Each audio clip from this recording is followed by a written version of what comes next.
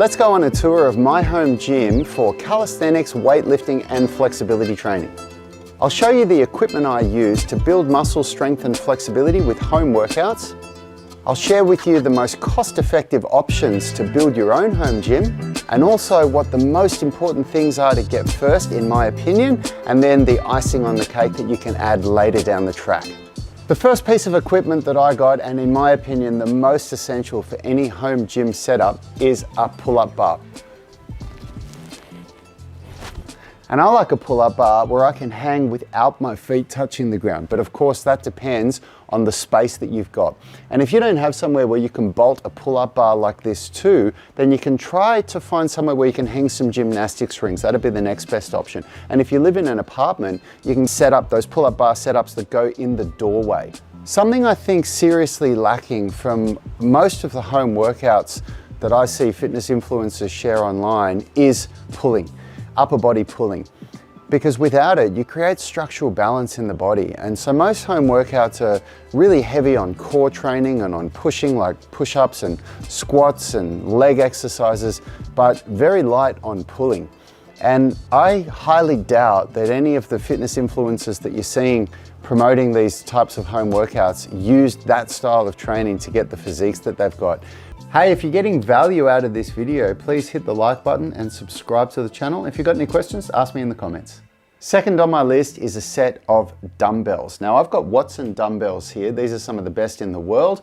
You don't need to go that expensive to the top end. And what I'll do, I'll link all of the equipment that I've got in here. The reason why dumbbells are number 2 is because with them, it opens up a lot of really good exercises that you can do for the shoulders, for the inner unit, for the rotator cuff, for the scapular stabilizers. You can also do really good auxiliary work for your primary strength training, things like chest flies and bent over lateral raises. You can do bicep and tricep work, forearm work.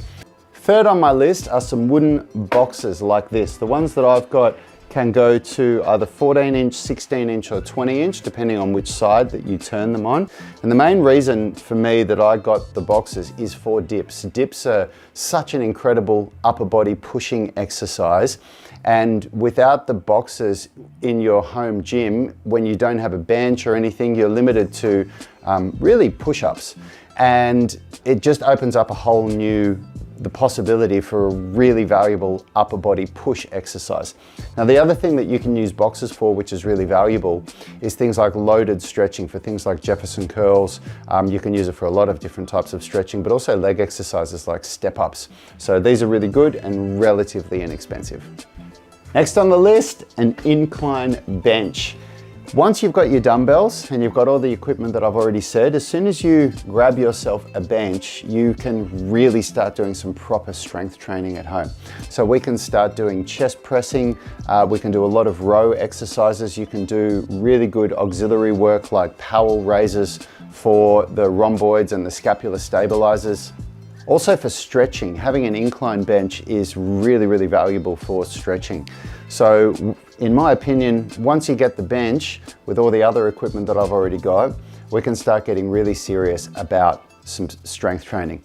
Next is my freak athlete Nordic Mini. This is really for posterior chain strength training, but the hamstrings, the glutes, the lower back, these are some of the most important muscles to train, not just for athletic development, for running, jumping, sprinting, anything like that, but really just to offset all the sitting that we do in our modern day life. And if you're doing home workouts, I can imagine maybe that you do some work from home as well. And so most of us spend a lot of time sitting down, and the posterior chain, so these muscles at the back here, they become really, really weak from doing that. And so when you have this Nordic Mini here and you start being able to do things like, you know, glute hamstring raises and Nordic hamstring curls, it adds a whole new dimension to your home workouts that are very tough to do without this piece of equipment. Next is my cable pulley system. These are an incredible piece of equipment, especially for the amount that you pay for them. I think I paid 65 Australian dollars for these, and I got 2 of them so that I can do chest flies and also lat pullovers, standing lat pullovers.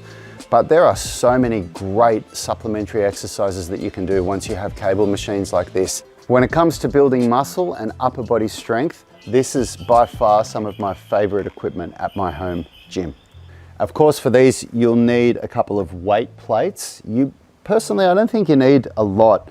I'm pretty strong and I've got enough to be able to put on about 15 to 20 kilograms on each side. Because I'm always using them as my supplementary lifts, that means I'm already fatigued from doing things like dips and pull-ups. So I don't need that much weight. You might want to use them differently than I do, but for the purposes that I use them for, I think having 2 of these, if you had in 5 kilogram plates and a couple of 2.5 kilogram plates, and maybe 1 kilogram plates as well. If you had a total of about 15 to 20 kilograms that you could use on each side, that would be more than enough. Next are my kettlebells and my fractional plates. Kettlebells are really good for doing things like Jefferson curls and loaded stretching. I use them mostly for that, but I also do use them for a little bit of rotator cuff training as well. And then I've got these fractional plates. So I've got 0.5 kilogram, 1 kilogram, 1.5, 2 and 2.5. And because I'm pretty serious about my strength training, having these fractional plates to be able to really grab the exact amount of weight that you plan on lifting is important to me. So again, this is the icing on the cake. These are the nice to have things, but you know, I'm taking you on a tour of everything that I've got in my home gym. So this is a part of it. Next is my slant board, and I really use this for calf and ankle training. So the main thing that I do with this is loaded Jefferson curls and loaded hamstring and calf stretching. It's so good for it. It really helps to develop that forward fold and the whole posterior chain strength. When you bring the calf stretching into things like Jefferson curls, it really takes it to a whole new level, and you can get some incredible results with it. These ropes are 100% for pull-ups for me, so I use these to just break through strength plateaus. They're really good because they increase the demand on your grip significantly, which can really help you to break through strength plateaus on pull-ups. Gymnastics rings are a great substitute for a pull-up bar, but I also use them for specific exercises. Like I do skin the cat in my warm-up every day because it's a great way to activate the muscles and take the shoulders through full range of motion from flexion and extension. But I also do a lot of stretching like this, doing like a regressed hang, but this is also a really good way to stretch not just the shoulders, but the whole anterior chain, so right down the front of your hip flexors. And also I do some single arm pulling movements as well with the rings. So these are a great inexpensive piece of equipment to have.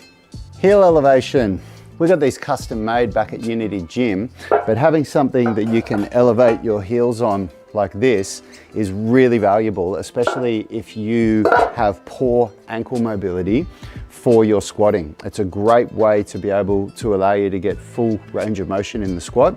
I've got good ankle mobility. I don't need heel elevation, but what I use it for is a heel elevated split squat, which allows you to go much deeper through the range of motion of your knee and your hip and your when you have a limited range of motion with your ankle. So this is a nice to have, and if you don't want to get a custom made one like me, the Freak Athlete guys have a really cool little heel elevation block that you can use. Hey, if you like to work out at home, it's really important to include flexibility training. And if you want to know some really effective flexibility methods, check out my 3-part video series, The Flexibility Blueprint. If you just click or tap that link there, you'll be able to go and download a guide and watch the 3 videos and get really flexible. Let's start with this stuff over here. This is what I really use for my warm-up. So this is a vibrating roller. These are unreal. These are like it vibrates, you can hear that. If I put it on the ground, you can see it bounces around, and it's really, this is how I start my day and my warm-up. I do some foam rolling, but I use the vibrating roller. They're really good. I was quite impressed with the quality of those things, with what they do.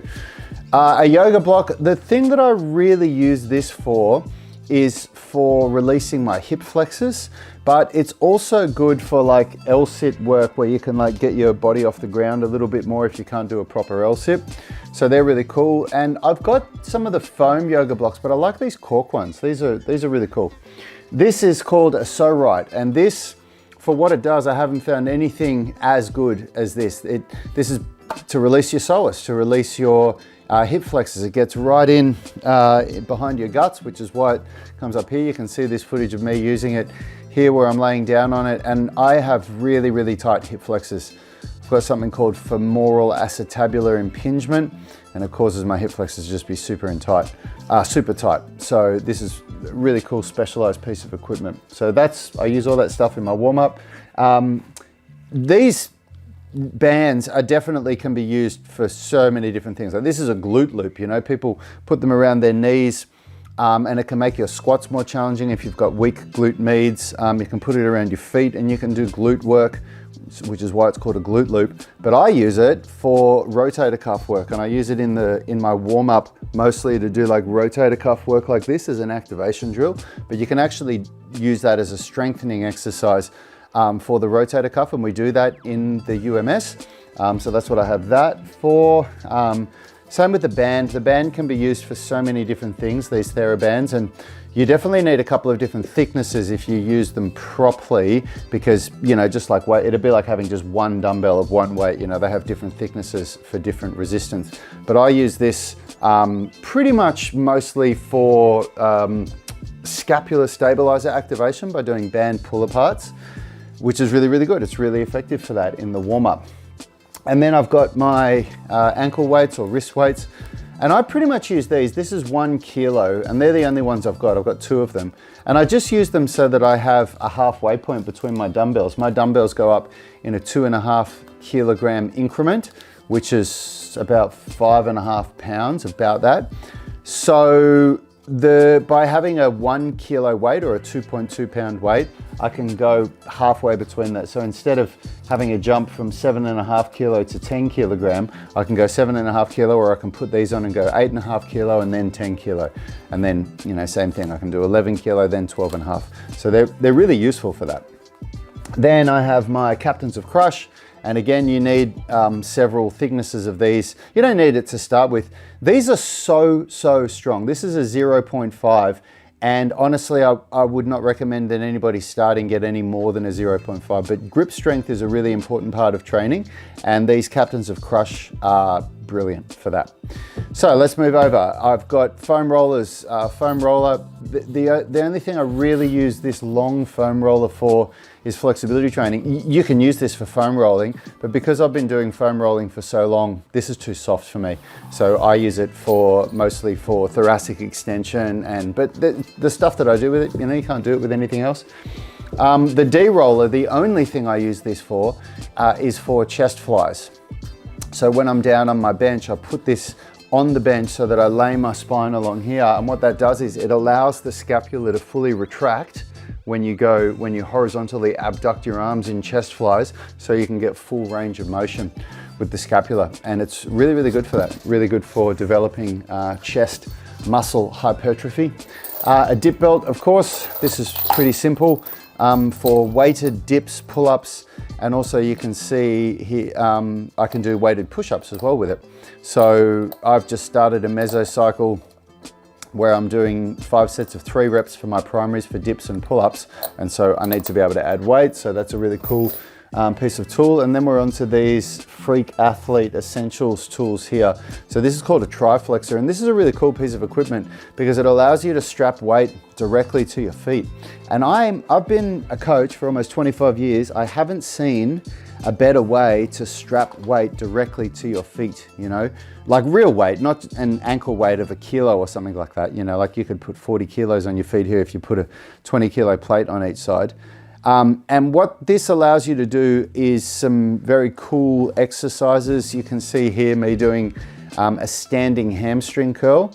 And without this, like even just for there's a lot of exercises you can do with this, but the standing hamstring curl like this is a really effective exercise for the hamstrings. It's a very different way than doing a Nordic hamstring curl because it's an open kinetic chain movement, whereas a Nordic hamstring curl is a closed kinetic chain movement. And it's important to incorporate closed kinetic chain and open kinetic chain movements in your training. So that's a really good, and that's just one example. You know, you can do knee lifts, you can do all these different exercises with that. This is a Tib raise bar. So I think that's what it's called. So you use this for tibialis anterior raises, and for structural balance in the ankle, it's really important to train the tibialis anterior as well as the calf, not just the calf. Just in the same reason it's important to train the bicep and the tricep and not just the bicep. Now, if you want to see how I do my home workouts, just click or tap the screen there and you can join in and check out one of my home workouts to build muscle strength and flexibility. And I'll see you in that next video.